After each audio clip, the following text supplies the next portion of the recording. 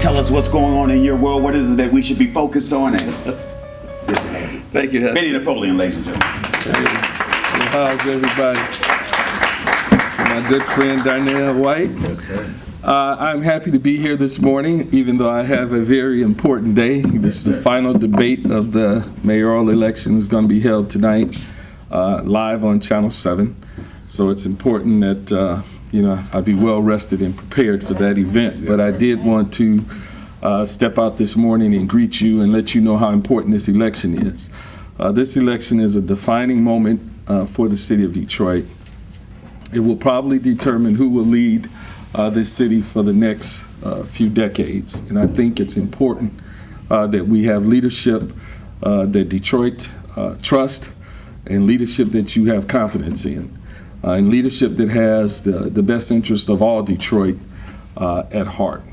I think it's important that you have leadership that has experienced the significant issues that Detroiters have experienced throughout the last challenging few years. Someone who understands what it's like to have an abandoned house next door to them, understands what it's like to have street lights out, who understands what it's like to have grass that's not cut, potholes in the street, an education system that has been challenged to educate our children in this very difficult urban environment. Someone who really understands the true experience of the average everyday citizen in the city of Detroit, and someone who not only has roots in the city but fruit in the city. I have a daughter and a grandson who are here. So I think that's important. Now, if it's not important to you, maybe so. But it's important to me because one of the things that I think has made Detroit unique as a big, what I call a big small town, is that we've all felt that we've had some connection to City Hall in a very personal way.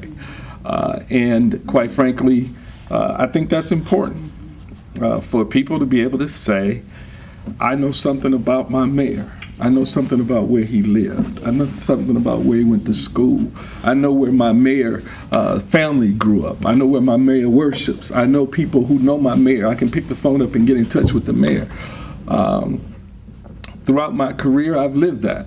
It's interesting, as I was rising through the ranks of the Detroit Police Department, there were several ways to contact me, whether I was a young sergeant, lieutenant, inspector, commander, or as I got to the hierarchy as a deputy chief, assistant chief, and ultimately the chief. People knew a couple of things that they could do.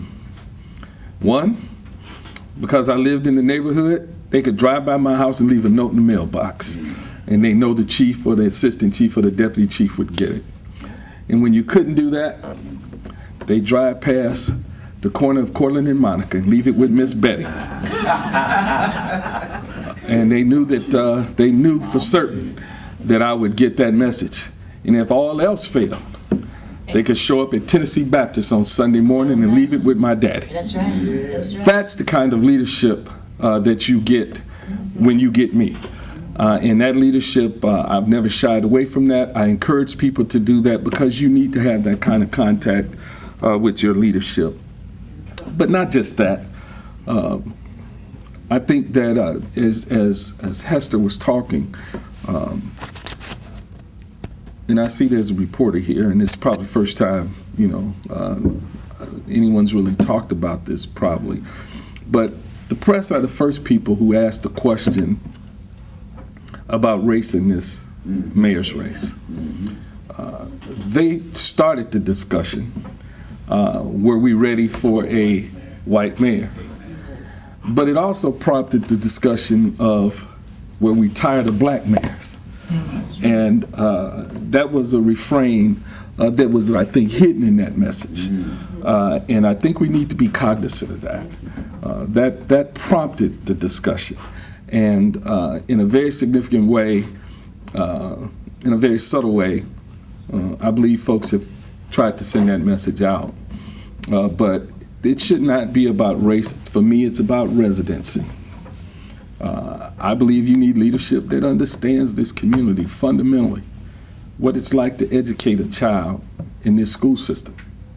the challenges that our children bring to the table, recognizing that even though they start in the 5th grade and we assume that they're here, they are not all here.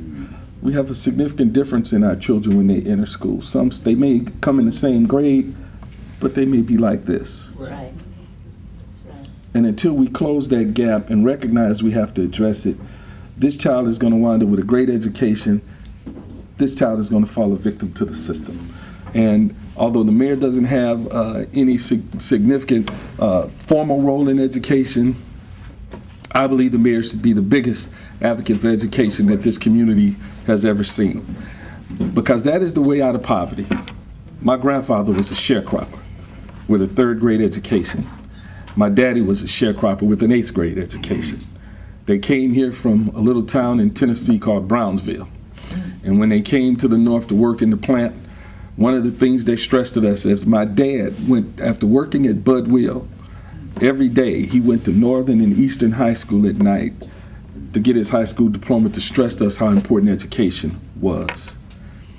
And as I speak today, my dad has 7 children. 4 of us have graduate degrees, 2 of us have doctorates, and my sister helped Nelson Mandela start his college system when he was released from prison in South Africa. She's a renowned educator. That's right. That's what came from a sharecropper with a 3rd grade education who stressed to us that education was important. So that's what you need in your leadership. That's what we need. People who understand that to lift our children up, we have to educate them. But also leadership that recognizes that you have to be safe in your house. That no matter what we do in this town, it don't matter if I'm not safe. The quickest way to leave this city for the average resident is to feel that people they care about aren't safe.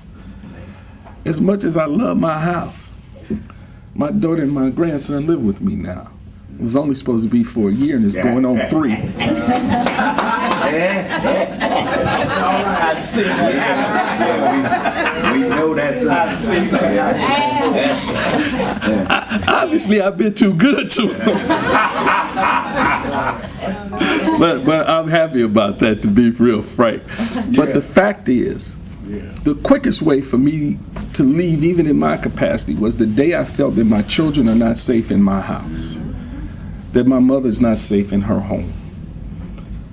And Detroiters are leaving to the tune of 10,000 a year. That's right. Because they aren't feeling safe, because we're not educating our children, because our town is not clean. And you have to want to do it for the right reason. I'm not doing it because I want to be governor. I don't want to go to presidency. I'm not trying to go to Washington. I'm trying to take care of the people that I love in this community, because they need a champion for once who's going to do more than just take care of what's going on downtown and midtown.